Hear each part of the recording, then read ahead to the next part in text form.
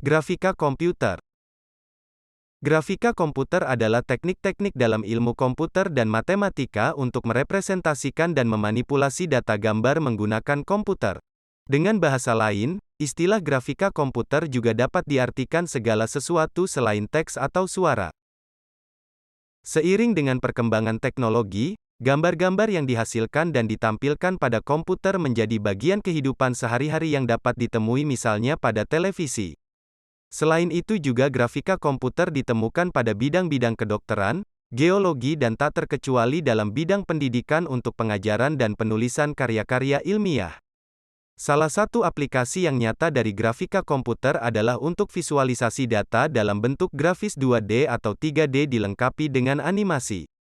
Walaupun bentuk grafis 3D lebih realistis, namun bentuk 2D masih banyak dipergunakan. Grafika komputer muncul sebagai bagian ilmu komputer yang mempelajari metode-metode sintesa dan manipulasi konten visual secara digital.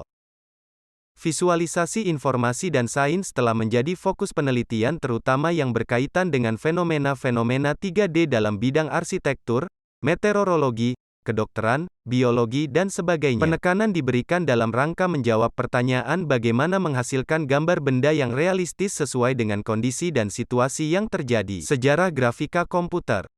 Sejarah grafika komputer, seperti bidang ilmu lain, sejarah grafika komputer sangat bervariatif tergantung dari mana kita melihat sudut pandangnya.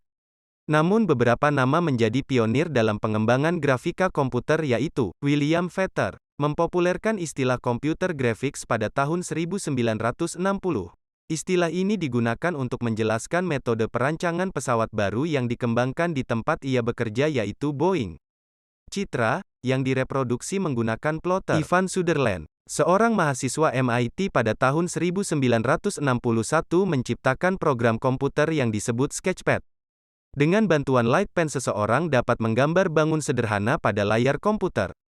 Steve Russell, di tahun yang sama menciptakan video game pertama yang disebut Space War. Program ini dijalankan pada mesin DEC PDP-1, dan sekaligus menjadi program uji bagi setiap komputer DEC yang dipasarkan. E.E. Zajac, seorang ilmuwan dari Bell Telephone Laboratory, tahun 1963, menciptakan sebuah film yang mensimulasikan gerakan-gerakan satelit pada saat mengorbit bumi.